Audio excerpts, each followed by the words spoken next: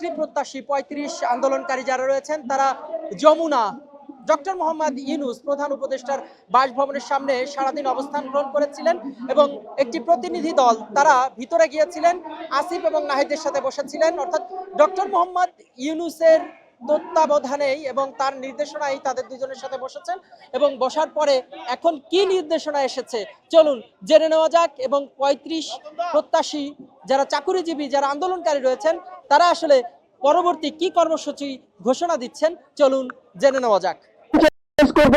আমরা পরবর্তী আমাদের আন্দোলন শাহবাগ প্রজন্ম চত্বর জাদুঘরের সামনে আমরা সবাই এবার অবস্থান করবো।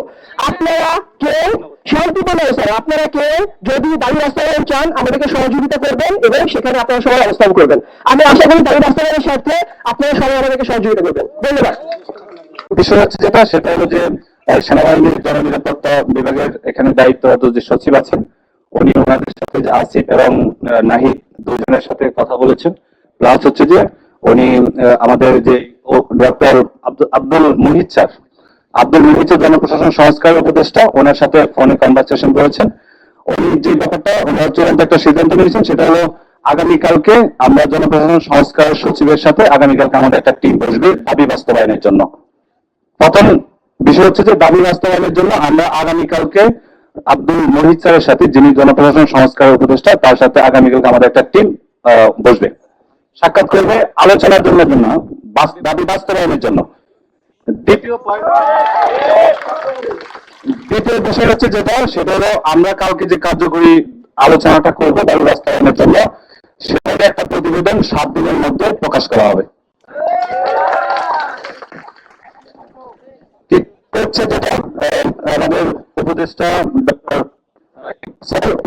পরিপূর্ণভাবে সমর্থন জানিয়েছেন তাদের পক্ষে এবং তিনি যৌক্তিক বলেছেন এবং আমাদের দায়িত্বটি আমাদের দাবিটি খুব দ্রুত সমাজ বাস্তবায়ন হবে।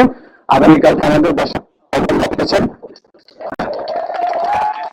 এবং আমাদেরকে এতটুকু নিশ্চিত করেছেন জনপ্রশাসন সংস্কারের প্রথম যে দায়িত্বটি হবে আগামীকালকে আমাদের ন্যূনতম ৩৫ দাবি এই বিষয়টি সমাধান করা। আগামীকালকে আমরা বসবো, আমাদের যে দাবি আপনাদের দাবি সবার দাবি একটাই দাবি ন্যূনতম ৩৫ শর্ত সাপেক্ষে মুক্ত।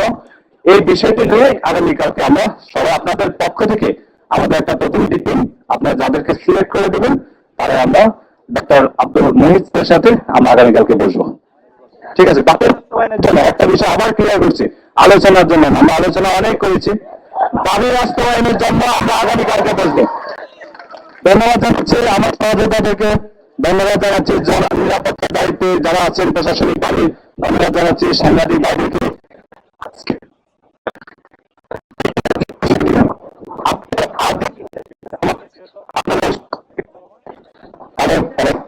আরো বিষয় আছে আরেকটু ক্লিয়ার হবে আমাদের যারা এখানে অসুস্থতা আছেন।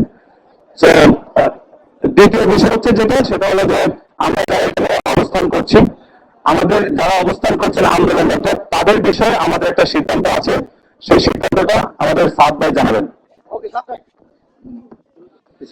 যারা আন্দোলন করছেন তাদের সবার প্রতি আমি কৃতজ্ঞ। আপনাদের অনেক পরিশ্রমের ফলে আমরা একটা আলোচনা টেবিল বুঝতে পারছিলাম।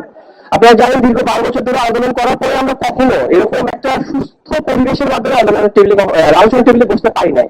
আমি এই জন্য ধন্যবাদ জানাই দুজন তরুণ উপদেষ্টা আসিফ এবং লাইফকে যারা আমাদের সাথে দীর্ঘ 1.5 থেকে 2 ঘন্টা সবাইকে আমাদের সাথে কথা বলেছেন এবং আমরা আমাদের যৌক্তিকতাগুলো তুলে ধরেছি, তাদের সাথে আমরা বিভিন্ন বিষয়ে কথা বলেছি, তাদের প্রশ্নগুলো আমরা উত্তর করেছি এবং এক পর্যায়ে আমি আসিফকে প্রশ্ন করছিলাম যে আপনি কি মনে করেন যে আমাদের আন্দোলনটা যৌক্তিক বা অযৌক্তিক, এবং আমি বলেছিলাম যে যদি আপনি বলেন যে আমাদের আন্দোলনটা অযৌক্তিক আমি সাদা আন্দোলন করবো না।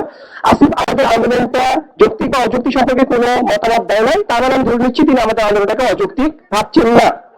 তো এখন এই পরিস্থিতিতে যে রাসেল ভাই সবকিছু আমাদেরকে বলে দিয়েছে, এখন কালকে আমাদের আব্দুল মুহিত চৌধুরী স্যারের সাথে যেহেতু একটা আলোচনার একটা ব্যবস্থা হয়েছে এবং সেখানে আমরা আরো জোর যাতে দাবি জানাতে পারি এবং যেহেতু উনি জনপ্রশাসন সংস্কার কমিটির প্রধান তাহলে তার সিদ্ধান্তটা কিন্তু অনেক বেশি গুরুত্বপূর্ণ। কারণ হচ্ছে ডক্টর মোহাম্মদ ইউনূস হচ্ছে জনপ্রশাসন মন্ত্রণালয়ের প্রধান, তারপরে এখন বর্তমানে বলতে গেলে দ্বিতীয় প্রধান আব্দুল মুহিত চৌধুরী। তারা যেহেতু কালকে আব্দুল মজিদ চৌধুরীর সাথে আমাদের আলোচনা হবে এবং এটা তারা আমাদেরকে নিশ্চয়তা দিয়েছে, সেই প্রেক্ষিতে আপাতত আমরা যমুনার সামনে থেকে সবাই উঠে যাব।